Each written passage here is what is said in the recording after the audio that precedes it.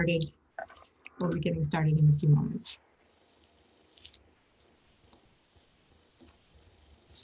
It's a very hot day here in London. Very hot, one of those days where you think, really? Are we this far north and experiencing this kind of tropical heat? And how come we don't have air conditioners? So it's a bit, we don't have air conditioners, so it's a bit stifling, actually. And it doesn't happen all that often, but more and more. We've had almost a week of this heat.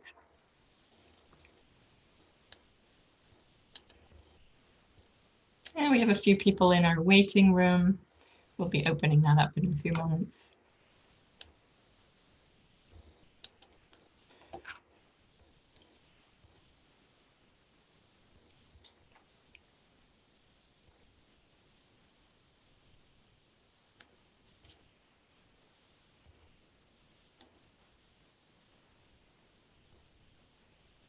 We are now recording and we are live on the YouTube. And in a minute, I will admit everybody from the waiting room. Okay, great. We're about ready to go. Getting everything in line.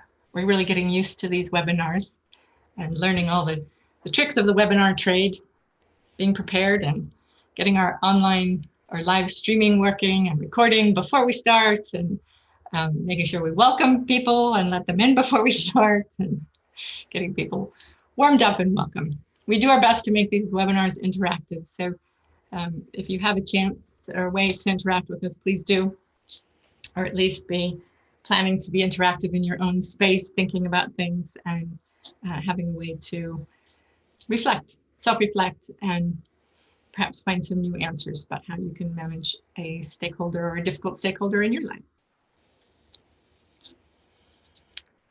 Welcome, welcome, welcome.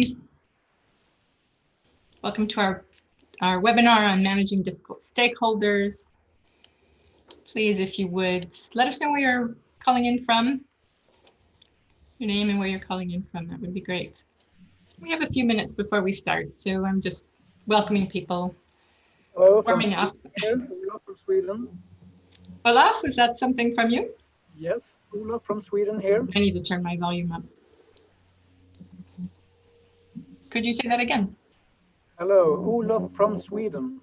Hello, Olaf from Sweden. Happy to hear from others, or you can put your name and where you're calling from in the chat box. Either way, we've got a few minutes to warm up. Who else is here? They would like to introduce themselves, either in the chat box or verbally.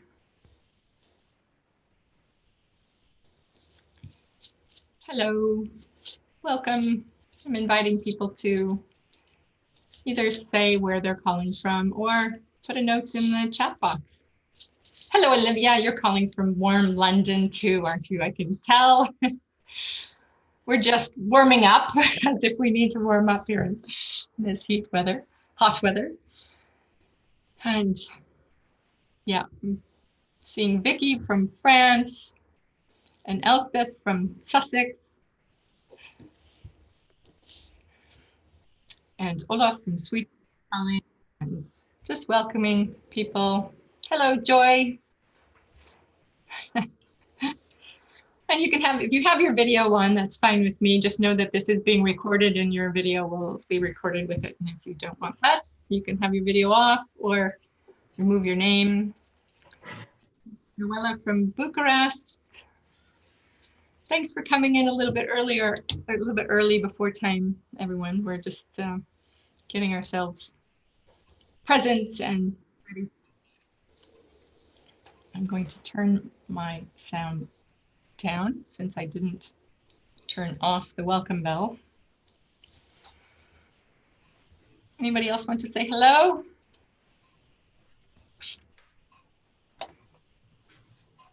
You know, in a webinar, we're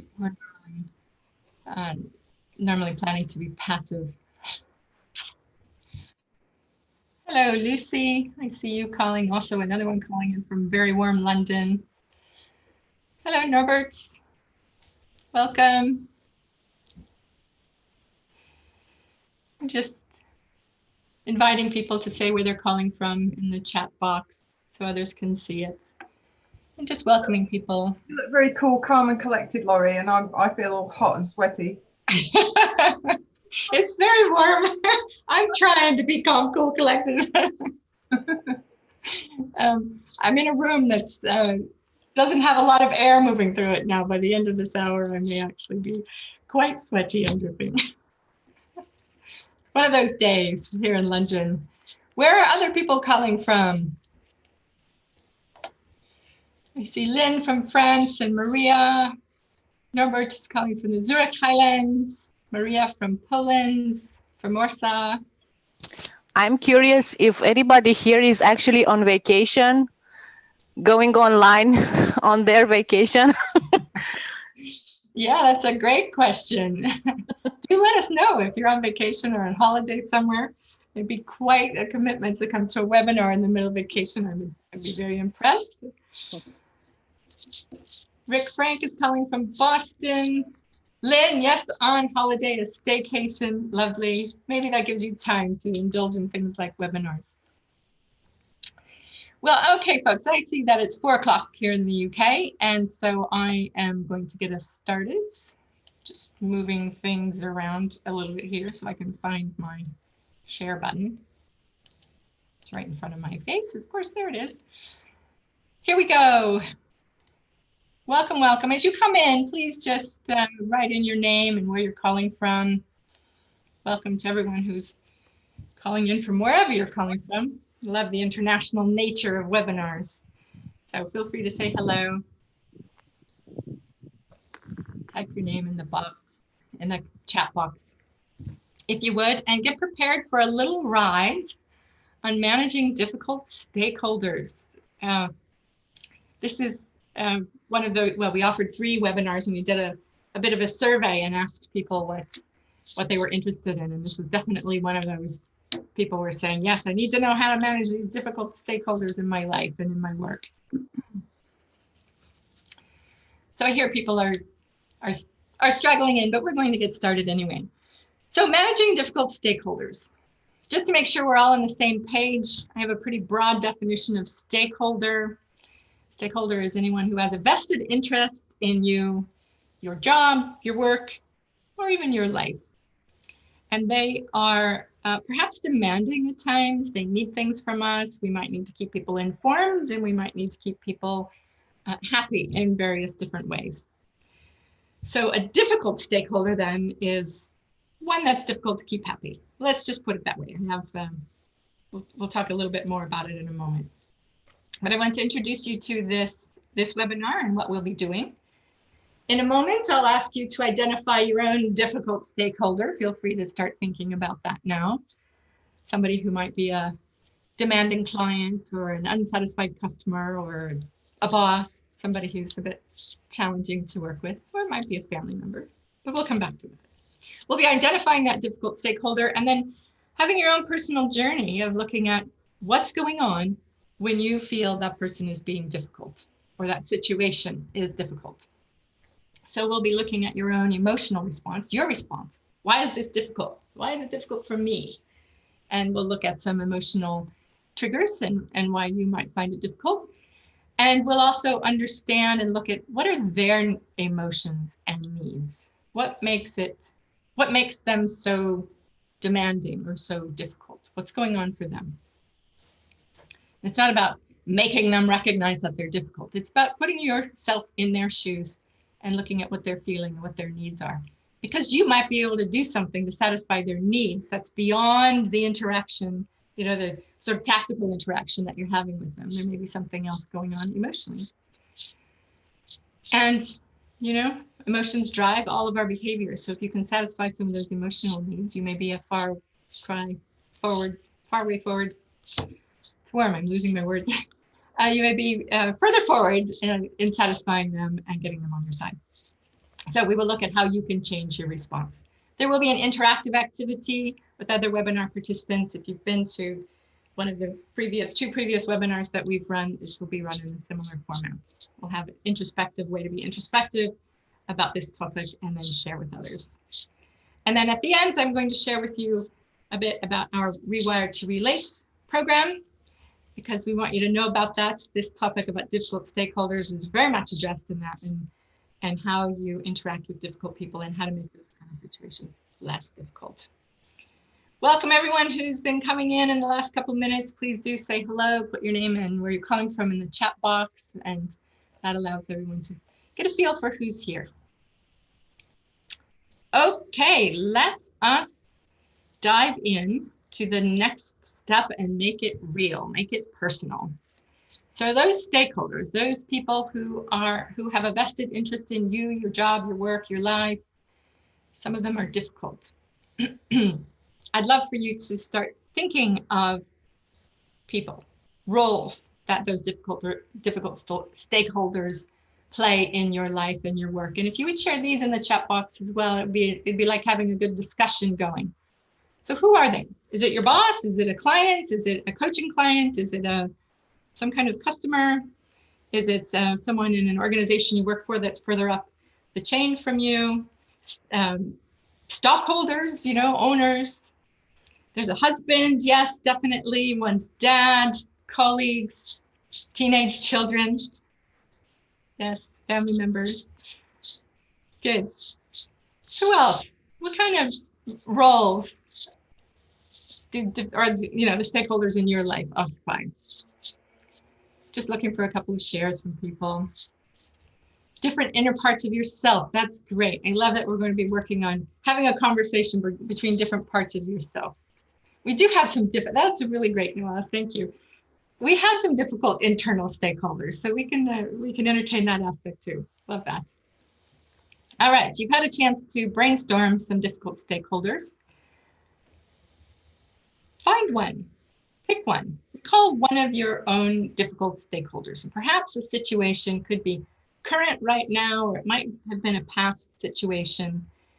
And just really focus in on that interaction or on an interaction with that specific person. And just notice, what is it that makes that difficult? What makes them difficult? What makes the situation difficult? Like, what are their demands? Notice the emotions that you have. What does it feel like? In a moment, we'll be looking at the emotional brain, which creates adrenaline and cortisol. That's a stress hormone. Those are usually what shows up when there's a difficult stakeholder. It's because the threat side of our emotional brain, where your emotional brain is saying, hey, there's something wrong here. There's something dangerous. Get out. There's something that's going to hurt you or kill you. It's dangerous. Stop. And that's just those signals coming at you. The cortisol and adrenaline signals coming at you, telling you that the situation is dangerous. So as you're focusing on this difficult stakeholder, just notice what it feels like for you. What are the, is it in your chest, in your stomach, is it your throat, just, do your palms sweat? I'm very sweaty, it's mostly from the heat. Maybe it's from thinking about difficult stakeholders. So just notice that reaction. And now I want to shift and keep them in mind. We'll be coming back to them in a moment, but I want to just talk about the emotional brain for a moment. So we've got this limbic system, this emotional brain in us. It's sort of a fist-sized part of your brain at the very core of your head, sort of just above the brain stem, above your neck. And it consists of a number of little parts that work together as one big system. And their job is to keep you safe. The limbic system's job is to keep you safe, and that's more in a social sense. As we evolved as humans, we needed to belong to a tribe, we needed to have respect and status, we needed to have fairness, we needed to have a number of things in order to survive, and that got programmed in. So it's deeply programmed into our brain, and when this limbic system suspects, imagines, makes up, or somehow assumes that something dangerous is happening, it will create one of these threat responses. So it works on a threat reward system. On the reward side, which we won't work with too much today, well, I take that back. We will be working with it a little bit more later. The reward side is about creating dopamine. So if your limbic system says, hey, there's something positive for me there, it creates dopamine and creates a towards response, a motivating response. I want that. And in fact, that's what you want to be creating in your stakeholders. So just a preview of where that will show up. So this emotional brain is working on, what's the situation? Is it good for me? Is it going to give me something that I need? Is it going to help me survive? If so, it says, yay, there's a reward, and it gives you some dopamine and it feels good. And that just tells you that things are good and you should do that more. On the other side, if your brain decides, no, that's dangerous and bad and nope, stop, then it will create a threat response.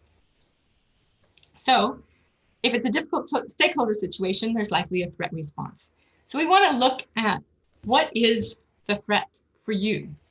And remember, the limbic system imagines things, makes up, associates with the past, kind of, oh, wow, somebody who looked like this person before was really rude to me. So, this association thing shows up, and a threat response can show up. So here are 6 elements. Many of you have seen this Be Safe and Certain model before. Many of you have been to a webinar, another class of mine somewhere. Be Safe and Certain model is a collection of needs. So we need belonging. We need some status, which is about having a role and a respected position and feeling good about the role we play. Autonomy is about having a feeling of independence and autonomy and power over what we do. Fairness is about noticing we have a fair exchange or not. We need to have fairness. As our brains were evolving, fairness actually helped us evolve better. Unfair situations eliminated a lot of our DNA. Our expectations are positive. We have hope, or we are feeling dread, and we have certainty. We need certainty. We need a certain amount of certainty. And of course, we need a certain amount of hope and positive expectations if we're to move forward, if we're to survive well. Okay, so threats and rewards can happen on all of these elements. So you have an interaction with someone, you feel like you belong with them or with a team, you get a dopamine reward that says, yes, this is good for you and good for your survival, keep doing that. Or someone looks at you the wrong way and your brain will say, hey, they're throwing me out of the group. You get a belonging threat. So there's threats and rewards possible on all of these elements. So the question at the top of the page, which of these is threatened in you? And that's a question for when you were thinking about this difficult stakeholder. What is it that is threatened in you? Because it's difficult. That means there's a threat present. What is the threat? If it's with your family members, that might be a threat to your belonging. Or if it's your children, that might feel like a threat to your status because your authority as a parent may not be honored and recognized. If it's a neighbor or somebody who's doing something that feels unfair, you can have very strong reactions to fairness. That's one of the biggest reactions you can have, is this feeling of unfairness. That's unfair. I can't believe this person has done that. So fairness will create really strong reactions and will make a situation very difficult. Okay, so that's what's threatened in you. That's not bad or wrong. It's information. And you might learn something about yourself. Oh, this person is threatening this part of me. It's a boss and they're telling me what to do all the time. That's a threat to autonomy. That means autonomy is important to you. If there's a threat there, it means it's important to you. All of these are important to us at some level, but most of us have different levels of preferences on these different elements. So just make note of that. Where are you threatened? Okay, we'll come back to that. And now we'll look at your stakeholder. Get clear about this position, or this person and their position they're come from, what it is they're asking of you or wanting from you or demanding from you, and the way that they feel difficult to you. Like, what is it that they're doing that feels difficult for you? It is likely coming from some need that they have. So they're not necessarily in threat mode, but they're trying to get some dopamine. So if someone wants certainty, for example, I need to know what's going on, I need to know, and they're just really wanting certainty, they may come at you with a certain amount of intensity that creates a threat in you. If they want autonomy, don't tell me what to do, don't tell me what to do, they're going to come with that. In that case, that might be a threat on their part, which will create a threat in you.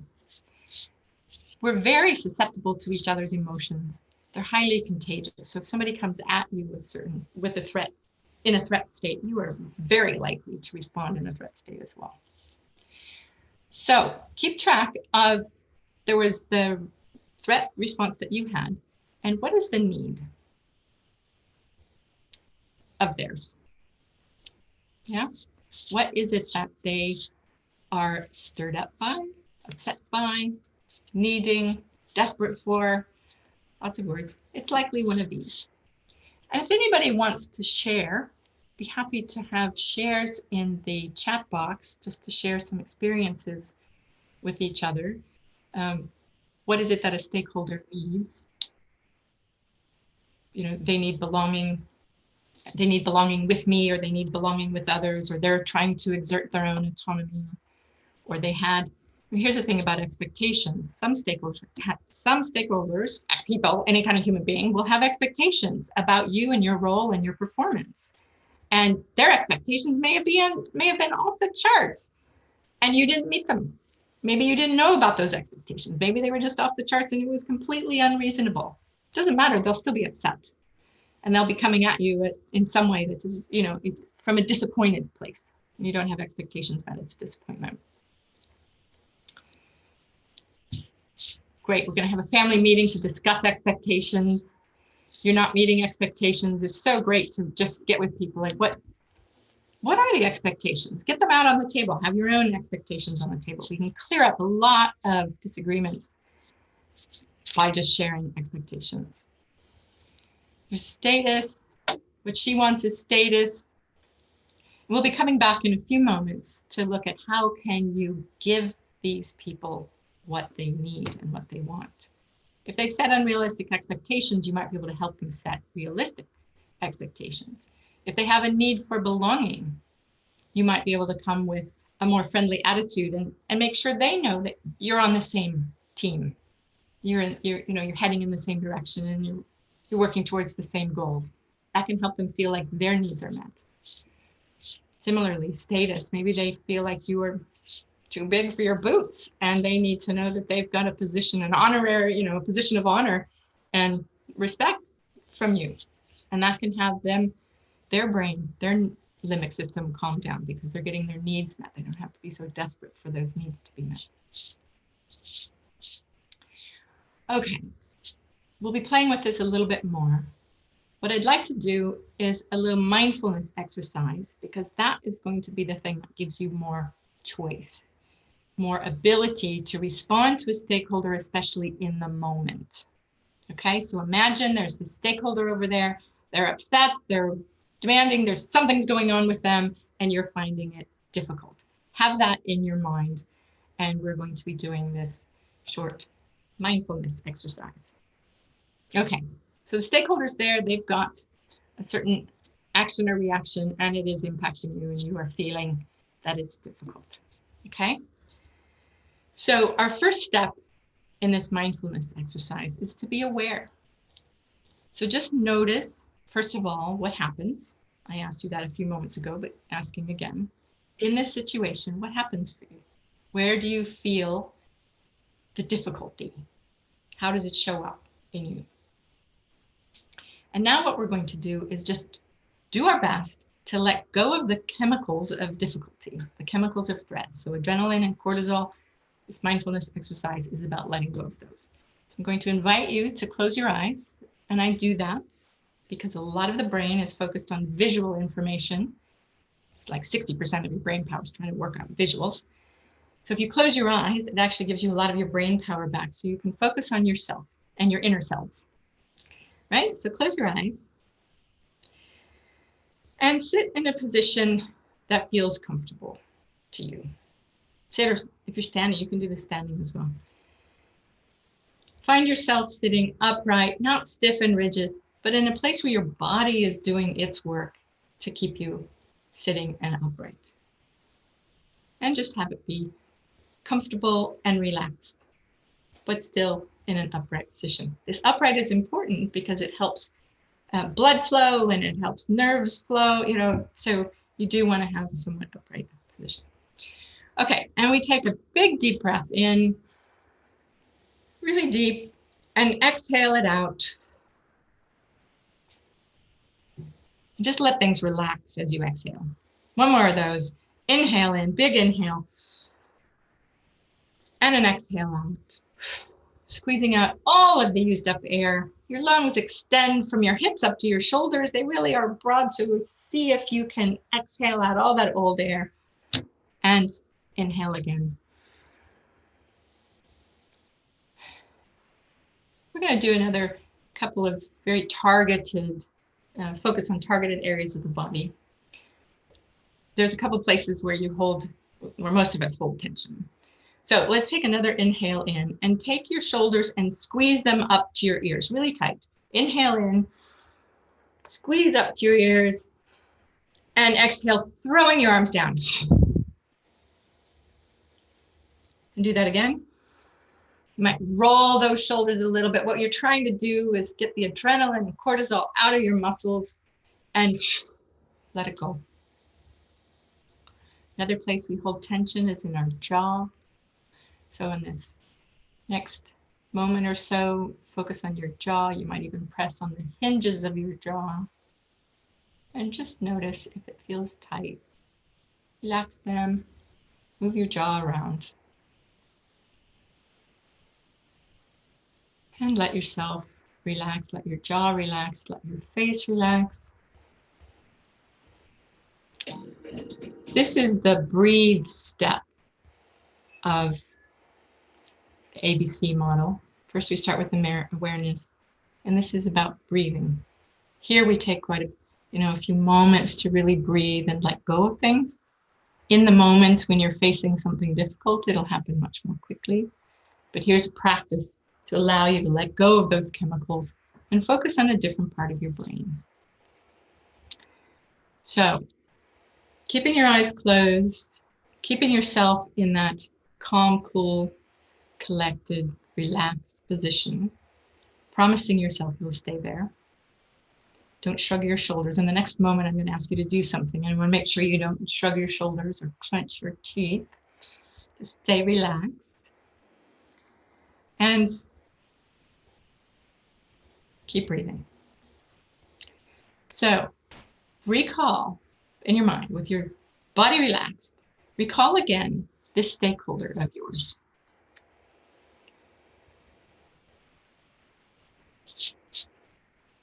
Notice what they want from you. Don't let yourself get upset or tense. Just notice what this stakeholder wants from you. And notice from this place what they need. What is it that they need? Are they looking for belonging? Are they looking for status? What about autonomy? Are they seeking fairness or justice? Or do they have some kind of expectations that they're trying to get met? Or are they just wanting a little more certainty? Now in this state is more of your prefrontal cortex in charge, which is the more rational and broad thinking part of your brain.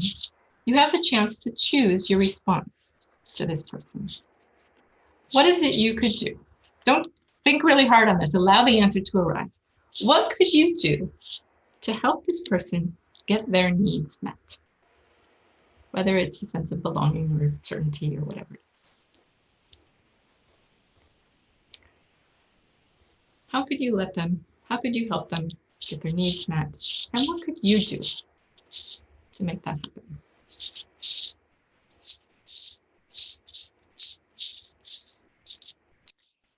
I want to invite you to come back, gently bringing your answer with you about how you could help them get their needs met.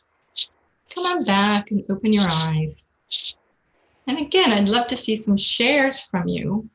This might be a little bit longer, but what is it you could do to help this difficult stakeholder of yours get their needs met? Or in your relationship, you can help meet their needs rather than have a limbic reaction yourself. Anybody want to share? Show him respect is the first answer. Ask questions. What do you need? That's great. What would success look like for you? What's on your mind? It's great. If you ask them, what do they need? That could be straight to the point. Listen and understand the need better. Ask if they feel it's unfair. Make sure this person is included. Show some love. Acknowledge their needs. Acknowledge their needs in a caring way. And perhaps check in with them. So if you imagine that you offer this to the other person, or you inquire, or you have this kind of interaction with them, imagine how that might change the situation. And then how does it change your needs? So the first thing I had asked you was, what's your reaction? What's your threat reaction? What's making it difficult for you? If you follow this path, how is it that you will feel? Less defensive straight away. Thanks, DC. There's a smile. More empathetic, more supportive. So as you, and this is just going to start building on itself.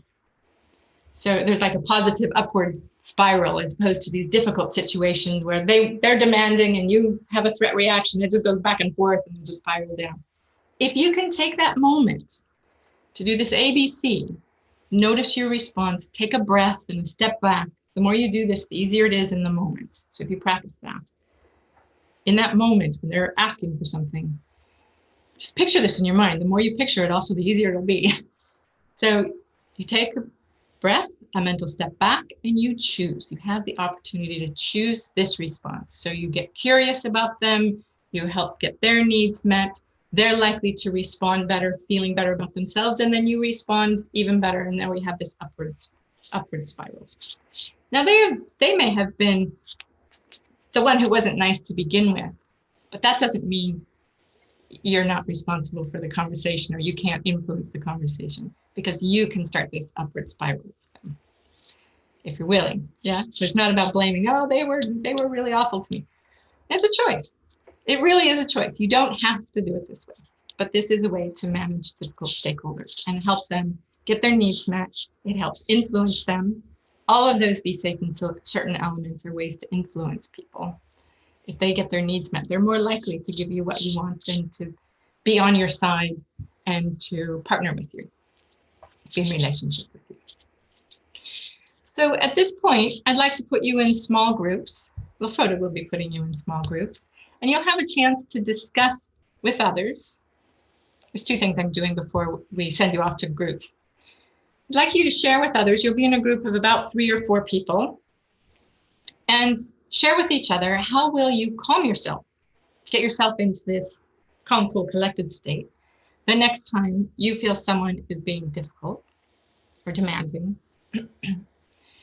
And then as you have this ABC experience, how will you help the other person get their needs met? How will you respond? So you'll be sharing that with each other. So if you write those questions down, just briefly, like how do you calm yourself and how do you help the others get their needs met? I'm going to put up the be safe and certain model again, because you might want to talk about those needs. I know many of you know this model, but many of you don't. So you might want to write down these 6 different elements as well. And then you can have a conversation about, here's where your threat comes from and how will you don't go back to where your threats come from. This is where their needs come from, your stakeholders' needs come from, and how you might be able to meet them. Okay, so it's time to be in rooms. You'll have 10 minutes to be in that conversation with your new friends from around the world. Enjoy the conversation. I know people really appreciate these kind of conversations with people they don't know or just met, new friends, and see what you can learn from one another. And we'll see you in about 10 minutes.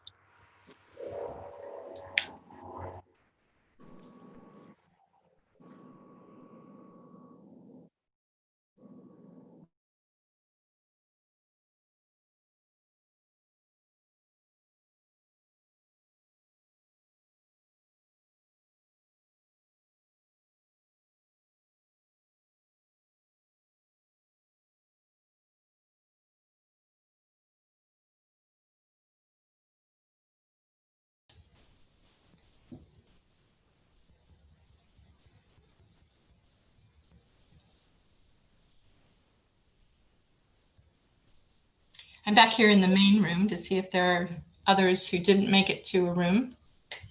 See if there's a conversation to be had.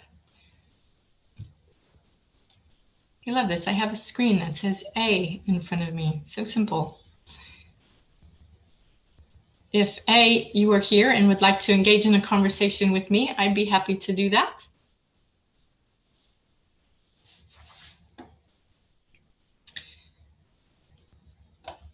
No, A has left us. So I am going to continue with addressing the people out in YouTube land, watching the live streaming. People are in a conversation for about 10 minutes, and they're talking about what kind of ways that they can have a different response to difficult stakeholders. So how can they calm themselves next time someone is difficult, and how can you help the other person get their needs met? So I would invite you also to look at how can you do this. If you have a difficult stakeholder, they are likely to be difficult because they need something. In the Be Safe and Certain model, they need something like belonging, status, autonomy, fairness, expectations, or certainty. There's something in there that they need. They're coming at you being very demanding because they want some sense of certainty, or they actually want to know that they belong with you in a group, and they may not be showing it in the moment, but they may be reacting from a place of just wanting to be connected. That may seem contradictory, and often it is. It's just part of human nature. So they have a need, they're expressing it in a certain way, making a demand, and it feels to you like a threat. So you will have your own threats in response. What is it that gets threatened in you? Is it belonging? Are you feeling like your relationship with that person may be threatened in some way? Your emotional brain doesn't like that. Belonging is the first and essential foundational need, human need. We are social animals. So if you are feeling that the person is breaking relationship with you, of course you're going to have a certain kind of threat reaction. Your brain is going to say it's dangerous for you. You must belong. You can't be rejected. This is natural, and it'll create a cortisol stress response and or adrenaline that makes you want to do something about it. Or have they come with some demands that has threatened your sense of status, threatened your role, or disrespected you in some way? So threatened your sense of respect, threatened your belief in yourself and your abilities? Have they disregarded you in some way or insulted you? If so, it's very likely that you'll have a threat to status, or feel that your status is threatened. And of course, if you experience one of these threats, belonging threat or status threat or any of them, you are not going to want to comply with what this stakeholder wants. That's just how it goes, There's a threat reaction, you have cortisol, adrenaline, and your brain and body are not saying, oh, now is the time to make them happy. I do know that some people have an appease response. So there is that caveat. So if we have an appease response, that may be a way that you respond to them. Okay, I'll do this, just I want to make you happy. That's definitely a possibility. Possibly not the best for a sustainable relationship, but it's definitely a way to respond. So let me continue with the different elements. So autonomy is another place. So if somebody is upset with you or wanting something from you, it may threaten your sense of autonomy. You might feel a really strong sense of independence and an ability to do things on your own and do things your way. And somebody comes in and says, no, do it this way, and you have to, or they tell you that you have to do it their way. Of course, you're going to have a feeling of, no way, I don't want to do it that way. Let me do it my way. We don't always get that choice because sometimes we're paid by other people to do things in the way they want. So your own threat to autonomy can have you not deliver and not want to deliver. It's important to know that about yourself, that autonomy is important. Another response is fairness, and fairness creates such a strong response from people. When we feel like something is unfair, somebody comes to us, they say, do it like this, or I want this, or you need to be doing this, or how come you're not doing this? A very common response is, that's an unfair demand, an unfair request. And when we're in this land of it's unfair, our general reaction is revenge. I'll get back at you. I'll show you. I'm going to store this up for a long time and you'll see. Which is not useful for a long-term relationship. It's natural, but not useful. It does contain a lot of power because revenge is a very powerful feeling. And actually revenge can create a lot of movement forward in some way, like rebellions, you know, are partly done out of this is unfair and we want something to be done differently. So destruct in order to reconstruct. That's not necessarily the way you want to run your life every day. So if you notice things are unfair, it may be just, you need to recognize that it may be your perspective. There is no such thing as objective fairness. Now that might be upsetting because we often think you can tell this is fair and that's fair, but there are always different views. What's fair to one person will not seem fair to other people. Yes, sometimes we can agree about what's fair, but a lot of times we don't because it's so subjective and there's so many different views that see things differently in different ways and want things differently. So if we have something that feels unfair to us, an unfair request or demand from a stakeholder, just check it out. Notice, is that what the response is? You get really angry and frustrated and want to get back at them and I'll show them. If that's the case, you might see, what is it that you are expecting? What is the fairness that you're not getting? You might be able to have a conversation with them about that. But just know that that's a very powerful response, and typically the natural response is the desire for revenge. And when you get revenge, it feels really good. So it's reinforced. And I don't mean to smile and laugh, but it is human nature. We love this story about evil perpetrators, and here comes a superhero to save the day and off the bad person, and then we cheer in the audience of a film, right? Because we love that sense of revenge. But it's not the most useful dynamic in a business setting if you want to maintain great relationships and maintain those stakeholders who actually are there to be in partnership with you, to be on the same page with you and in the same going the same direction with you. Expectations, another thing to look at. Do you have similar expectations? Do you have different expectations to this person? If there's a disagreement or you find things difficult with somebody, it's likely that or quite possible that there's some different expectations. And we're so good at setting ridiculous expectations of ourselves and others. So what are the expectations you have? What do you think the expectations are that they have? And how did they get there? And how can you have a conversation where the two of you reset these expectations and start from the same page? I'm just reading the notice that there's 5 minutes left in our in the breakout rooms. So expectations, get back on the same table, put our expectations all on the table, rearrange them so that we are on the same page. That's the word I wanted. We're on the same page and we can recreate together what's going to happen next. It can be a difficult conversation, but it is super useful to make sure we have these kind of expectation conversations. If you don't have them, the brain will make them up. The last element in our Be Safe and Certain model is certainty. So we need a certain amount of certainty. We need to know what's going to happen. Different people have very differing levels, needs for certainty. Some people like to be creating in the moment and dancing with, whatever happens and, creating from what is. And other people do not like that at all. They want closure. They want to know what's going to happen. Don't be upsetting my apple cart. And this is built into them from a young age. It's just the way they're wired.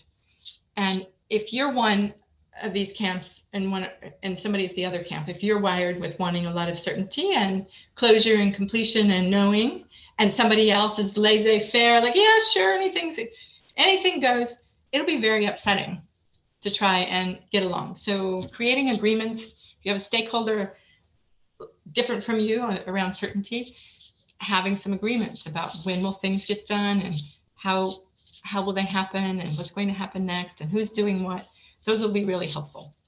And if you're one who doesn't have a huge need for certainty, you may just need to develop the patience with others who do need that. There's nothing wrong with them. It's just the way they're wired.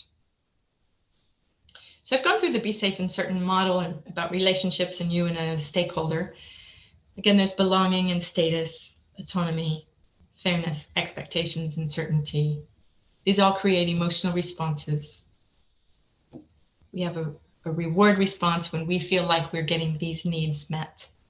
We have a threat response when we feel like each one of these elements are threatened or in danger. And again, they're not, all of them are subjective. I talked a lot about fairness being subjective, but they're all subjective to some extent. So, do you belong? That's completely your view. Are you belonging or not? Somebody could be in exactly the same position in you and say, oh yeah, I see that I belong, where you're going, oh, wait a minute, they're kicking me out. So it's important to pay attention to your needs and how they show up, because you can also calm them. You can use the ABC model of be aware of your responses, take a breath, a mental step back, breathe, relax. You can get yourself out of the deep needs that are programmed in for you so that you can get along with more people in more ways and that your needs won't drive you so much. Because it's hard. It's really hard to be driven by these needs all of the time because they are insatiable. They're insatiable and people will violate them and situations will violate them. And it's really hard to stay calm, cool, and collected if there's things threatening your basic human needs all the time. So it's really helpful to practice mindfulness and to get yourself out of the deep sense of need. Okay, we have a minute left before the breakout room people come back. I think it's an important point to consider as, how deeply are your needs driving you? How much do they drive your everyday reactions to things? And if you could separate yourself from them, if you could step back a little bit and go, oh, there's my needs going again, you actually can take a little bit of the demand off yourself and off of others as well, because that neediness, it's a social brain, that neediness will create a demand on others. And to get along well with others, your own stakeholders and others, it'll be helpful if you're not driven so deeply by those needs. Okay, I think we're getting people back here in a moment.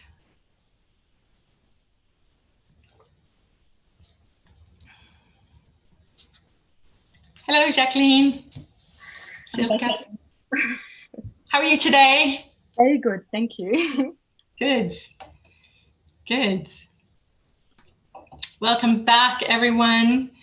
Here's the time where I have slides off and I just love to hear from people, things that you discussed. I know you learn lots from each other. And people will be wandering back in over the next moment. Those of you who left your rooms voluntarily, I love this.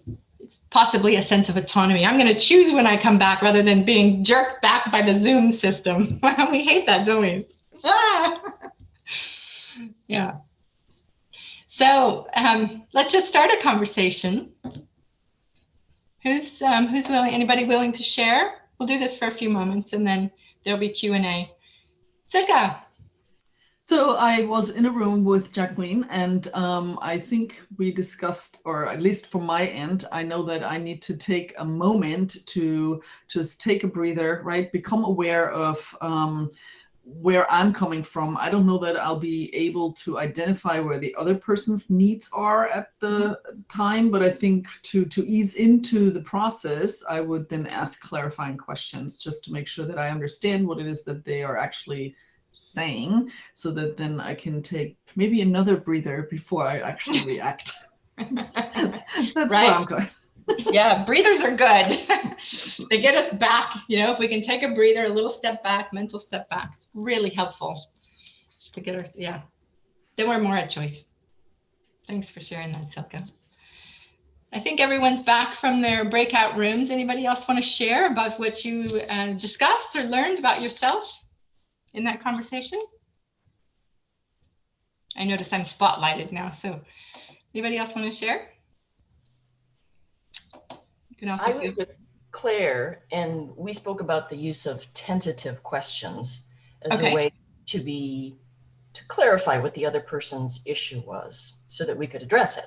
Okay. Things like, it seems as though your expectations haven't been met, or am I hearing you right that you've been let down on your expectations, something like that, but as tentative as possible.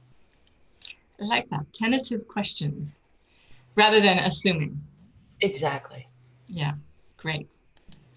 Yeah, good, thanks. Anybody else want to share something you learned from that conversation?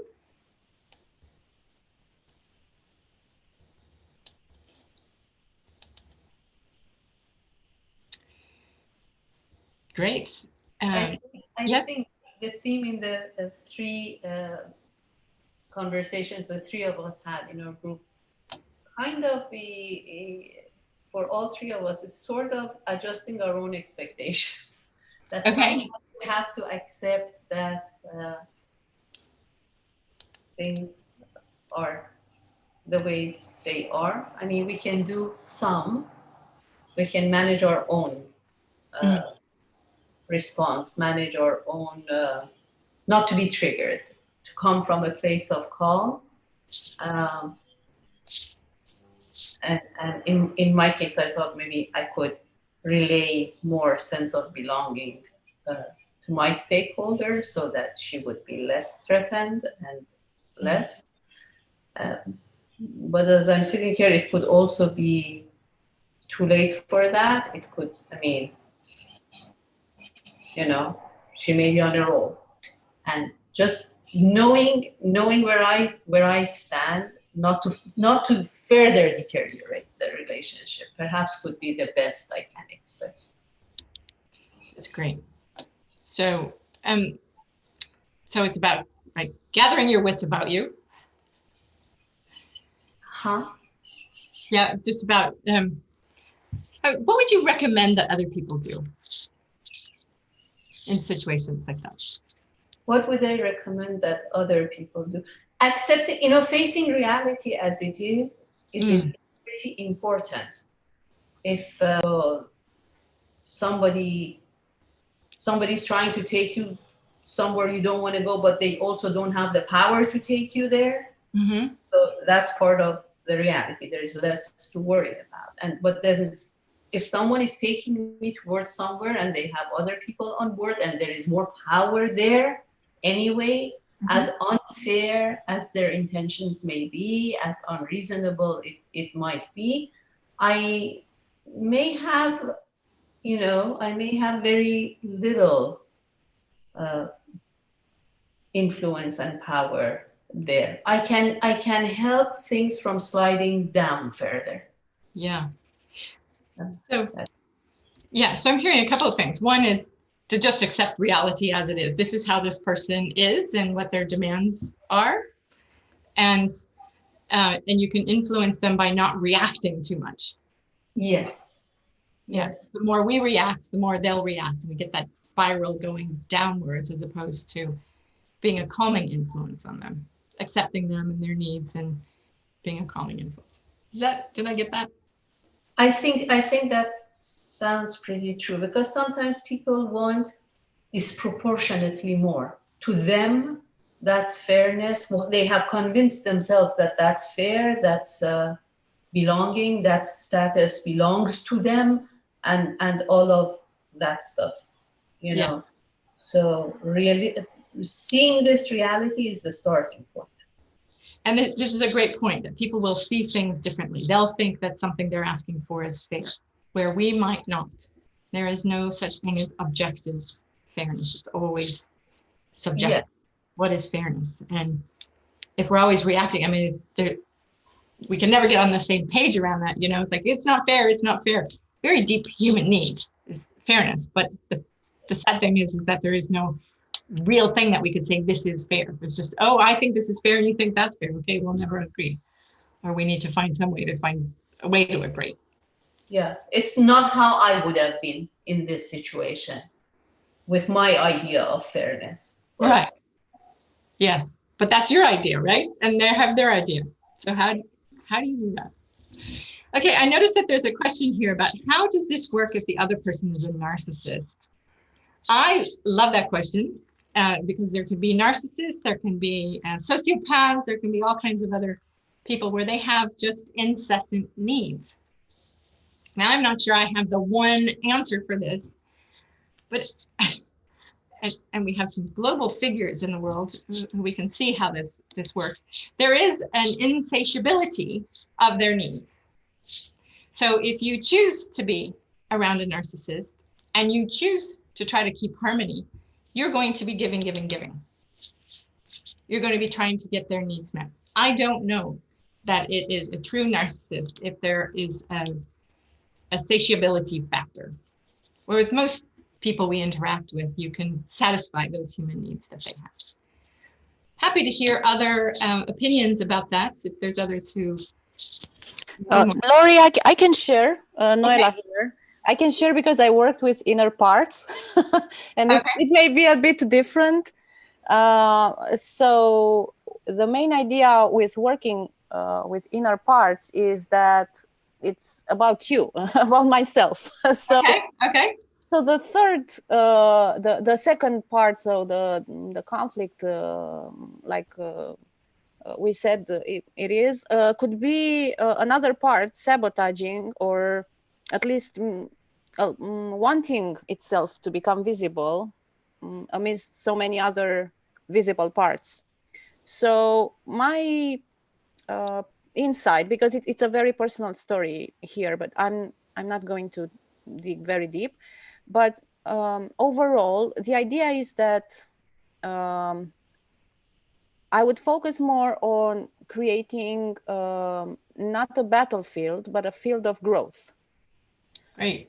So instead of competing or trying to put the needs of one part higher than the other parts, I would bring them to the table and focus on each part and give each part the time and the spotlight they deserve. You mentioned spotlight. It's like on Zoom. It's like now I'm seeing you and the other people, but I'm seeing you first. So I'm anchoring this now, Lori. I'm anchoring this, and so this part needs belonging. I thought the part that or the middle ground is belonging. I thought this part was in conflict with the others who were focused on status and fairness, and actually belonging is the middle ground. So it's the point of intersection of everybody. That might be interesting. So even with a narcissist, needing some sense of belonging, that might be interesting to go through each of these be safe in certain elements. Go, how will this narcissist, how is it belonging that they're so needy about, or is it just status? I kind of think narcissists are all about status, and it's about me and me and me and me and me and my position.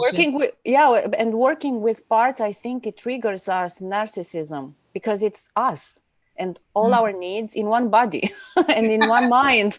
So in a way, we need to tap into our own narcissistic.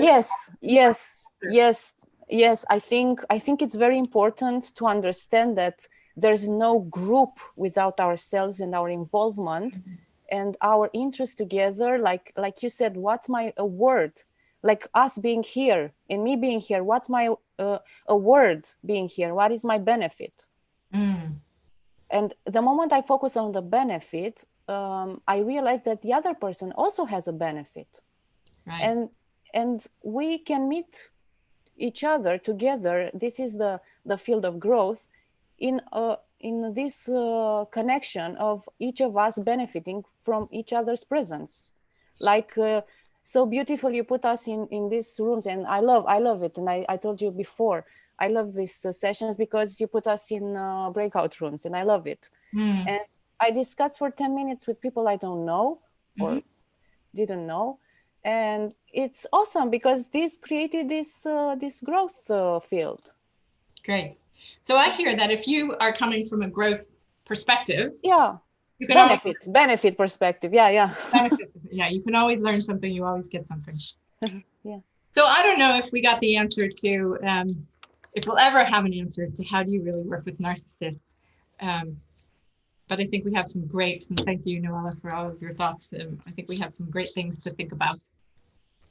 I want to take the last 5 minutes of our time together to share with you about our Rewired to Relate program.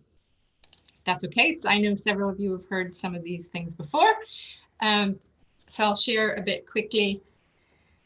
Our purpose of having Rewired to Relate is to help people relate to each other, to relate well together, with serve stakeholders, to have, I'm just going to turn my video off, to work well with one another. So working with needs, we use Be Safe and Certain a lot. What is it that you need and how does that show up in interactions with others? What do they need and how does that show up? And how are we co-creating together in a productive, collaborative way? Or how are we tapping into our threat modes and creating destructive relationships and reducing our effectiveness as a team?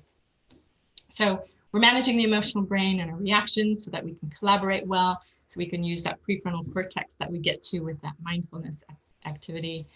And we increase the capacity. The more you have mindfulness and practice that, you increase your capacity to stay present with difficulty, to work with all kinds of stakeholders, and have more choice in the way you respond. It also gives you that chance to uncover others' needs. Really quickly, the structure of the program. This is an online program where we have content online that you access at your leisure. There's quizzes and interactive elements. We've tried to make it as fun and engaging as possible. And there are longer pieces, written pieces, or short written pieces and longer pieces available for you if you like longer pieces. There's also videos. So you have a mix of ways of consuming material. There's exercises to make it real for you.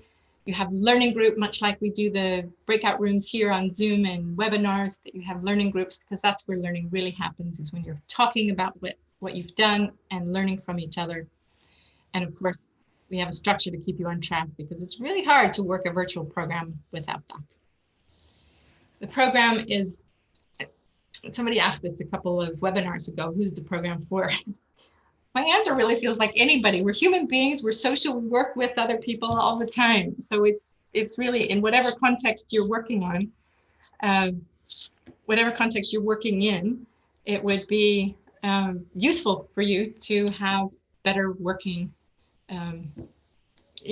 relationship. And I just noticed Lucy must have put in on the chat box your recommendation. Thank you for that. Hugely popular with a group of people that have just taken it at Microsoft. I'm really pleased with the impact. I keep hearing from them that they're really learning to work well together, and it's part of their working culture now, or becoming part. That's really exciting. If you're a coach, you can learn a lot about different brain elements, the Be Safe and Certain model, and different things, many different models that we have in there that you can share with your clients and help them learn how to work better with their people. So there's some content pieces you can share with them. We have a 5-week program starting. This used to be starting on the 7th of September, but given lockdown and school things happening, we moved it to starting on the 28th of September. Froda's putting in the chat box a link where you can link to find out more information. And you can always go to shooksvenson.com, find out what's the latest. I also just want to say one thing. There's 2 other programs that we are running starting later in the autumn. One is the traffic light tool. There's a few people here, I think, who are in the traffic light tool program. And that is about using the deeply using the Be Safe and Certain model to help people become unstuck. So if you were at my WebEx presentation, you would have you might have seen one of those. So the program is really how do you use that model to get people unstuck. And it is taking people quite quickly to some pretty deep work. The other program that we have on offer is called Coaches Going Corporate. It's a program I designed and started delivering, I don't know, 8 or so years ago, and we put it online about 6 years ago. And we're reviving that, and it'll be ICF accredited and available in a couple of months. So just wanted to mention those. We have a lot going on.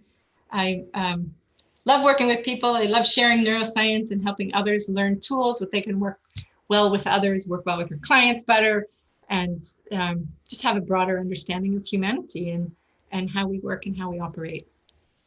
Thank you for coming to this webinar. Love to hear comments from you. We are thinking about having more. We don't know the topics yet, but look for emails and notices from us because you're probably on our mailing list if you've come here. So we'll be letting you know what new content we're going to be doing in webinars, probably starting late September. Thanks, everyone. If anybody has any final comments, I'd love to hear them. Otherwise, I know it's 5 o'clock UK time and time for us to stop. And thank you for being here again.